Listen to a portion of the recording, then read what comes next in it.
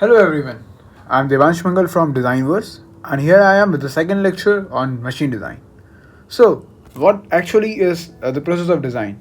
In the last lecture, we studied about machine design, the relation between product and people, and the designer, at what time he feels or passes his design, and what are all the tools of a designer. Okay, and now let's move on to the next lecture, which is about the procedure of a design.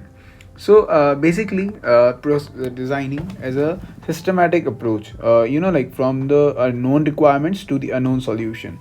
So basically, it's a path from the known requirements to a known solution.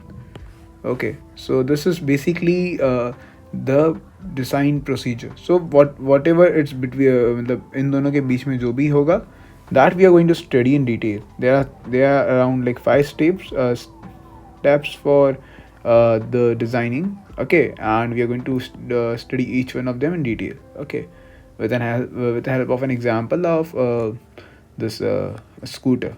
Okay, so like let's first have a brief about what actually is the process of the design. Okay, so let's as I talked earlier, like basically a designer is a person whose role is to interact between people and the product, right? So so basically the designer is the relation between them, right? So the product, basically what actually is the product? It is some need of people, right? So maybe people are facing some problem, so that problem can be solved with the help of a product. Okay, so let's say that product or the problem. So first we'll define the problem, what problem the people are facing. Okay, after that we'll do a background research, like if there is any like solution available in the market or not, or if there is a solution available, why people are not going on to that, or why people are moving on to that, then to still the problem persists. Okay, so after that we'll specify the requirements. Okay, what actually do I need more from the things which are available, right? Then we'll brainstorm different ideas, evaluate other solutions also. Okay, and after that we'll develop a prototype, right? We'll test the solution.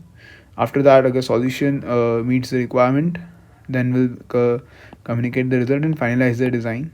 If solution meets requirements partially or not at all, after that we will move to this like based on the data, we'll do the brainstorming again, or we'll do the prototyping phase again, we'll do the testing solutions again, and then again this is the loop which will go on until the solution meets the requirement, and we will make the final result. So this is the whole process for the design. Okay, just an overview. Okay, so let's first start with like this step number 1. So what actually is step number 1? So the first step is the product specification. As you all know, like before moving on to the designing something, the person or the designer should be able to know that what are the requirements of the product, right? Basically बनाना क्या है उसको वही नहीं पता होगा तो बनाएगा कैसे, है ना? तो इन अ सिमिलर वे उसको पता होना चाहिए उसको उसका एंड गोल क्या है, उसको बनाना क्या है. ठीक है, लेट्स से उसका एंड गोल है कि he has to make a scooter with 2 wheels, one in the front, one in the rear, and one handle, and there should be some lights and headlights also, a seating arrangement should be there and something like that. So his aim is that. Okay, so it may include like the output capacity also, like what is the speed of the scooter, or like at what cost the scooter should be be made, and what is the service life, what is the weight of the scooter, like whether he wants a heavy scooter like bullet, or he wants a low weight scooter like maybe a yo bike or something like that, right? Okay, so after that we'll move on to the step number 2, which is selection of mechanism. After specifying the need, after that we'll move on to the selection of mechanism, right? What actually we mean by this? So we mean that like after analyzing the situation, what is the specification and the requirements are, we will select the mechanism which is suitably available. Okay, and will make a rough sketch about the same. Let's say I need to make a scooter, so I will make just a rough sketch here, like okay, the scooter should have two wheels, okay, maybe it should be hinged from this part, right? The front wheel should be cantilever wheel, the rear wheel should be a fixed wheel, okay, and maybe there should be a braking arrangement also, okay, something like this. So I will just make a small designs and all, like okay, it's very basic, so I will not go much into deep of it, okay. And so what all things the designer should be, know. So the first thing designer should know is that are there any alternate mechanisms available? If so, are there any other mechanisms available in the market? Okay, so if that is the case, like he should compare all the solutions which are available, and like estimate cost estimation should be done, and finalization of mechanism should be done. Okay, while finalizing he should always look for the availability in market, right? Maybe like already there is an existing solution about the scooter in the market, so why not go into that? Why make something of their own, right? Maybe that particular scooter or maybe that particular thing is not fulfilling the like the comfort or the client's need, okay. So in that case he should give more emphasis on the client's need, okay. Automatically when he will do that, his design will get pass in the first attempt, okay. Maybe not in the first attempt, but eventually his design will get passed and like he will get succeed, okay. So basically cost competitiveness should be done between different mechanisms. Raw material availability should also be checked. Maybe like let's say he designed a wheel, and that wheel is only available, like that wheel uses the material whose raw material is not available in that particular country, right? So maybe at that point of time that particular design is also not feasible.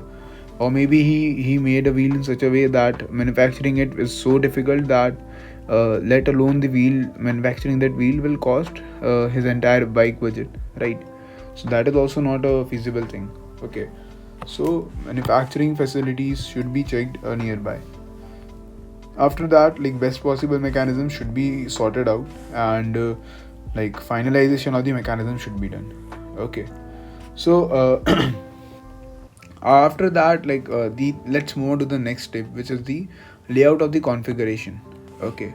So what does this mean? So basically here designer just creates a block diagram, okay. Like the person will press the accelerator, okay. Let's say the person will control the accelerator, it will go to the hub motor in the rear, right? After the hub motor, the power will get transmitted, and let's say a brake system will be also present, which is capable of braking, right? And maybe the battery is kept somewhat here, and something like that. The block diagram is made, and maybe he can draw the same with the help of this, like a scooter also he can just lightly draw, okay. So like making it more standard, okay. Like here it's written that there is a kickstand, there is a battery case, kickstand, disc brake lights, folding bucket, okay. Hub motor is also there, folding mechanism is there, etc. So all those things are present, so maybe he should know, he can make it in such a way. Also the joining methods are also introduced in this particular step. Let's say this folding mechanism is joined with the help of a bolt, right? Or the platform is joined with welding, okay. So maybe all those things are present, should be present and should be defined in this step itself, okay. Drawing of individual component is also prepared, okay. Why this is done? In order to know and proceed on to with the next step. This is the very crucial step, okay. The layout of the configuration, okay. So let's move on to the next step. The next step is designing of individual components, okay. So how individual components are designed, right? The basic question lies in that. So how the designing of the individual components are done with the help of this determining the forces, right? And determining the material which are there as per the strength and the rigidity and the maybe like the elasticity which is available, and like all those based on all those parameters the property and the material is selected, right? After that we determine the failure mode, and based on it we'll find the criteria of failure. Let's say this is the wheel, and here a stud is used. So this stud is is under shear stress, right? So it is going to be fail under ultimate shear stress, right? So ultimate shear stress. So in that case the we'll use the criteria of failure as shear stress theory. We'll move on to that afterwards, but basically this is the basic criteria for him to choose that, right? So he should be able to know what are the failure modes available in that particular loop, so he can work on it and decide the suitable FOS, which is factor of safety. So that things are to be done by the designer in this particular step. So this step involves the basic calculations and uh, the stress deflection analysis and all. Let's move on to the final stage of the designing, which is the preparation of the drawings. So after all this is done, the finalization of the drawing is left. It includes dimensions. As you can see, dimensions are present, and individual and the assembled components drawings are to be made here. Okay, drawings to be made, right? A material of construction, dimensions, tolerances, etc. to be mentioned. All those details which are he already sorted out in the fourth step, it should be mentioned in the fifth step. Two separate lists should be made after in the step in the drawing itself, which is the standard component list and the special component list. The standard component lists are the list which are to be purchased directly from the market. Special components are to be fabricated via any machining available. Okay, we'll have some lectures on that afterwards, but for this instance, like just know that some components are there of which standards are not available. Maybe we are able to get that from the designing and the calculations which we do. So as I said, like in the third step also, in the second step, that selection of mechanism should be done in such a way that the machinability of the mechanism parts should be able to done. So these two are correlated. How the special component should be able to get fabricated. Okay.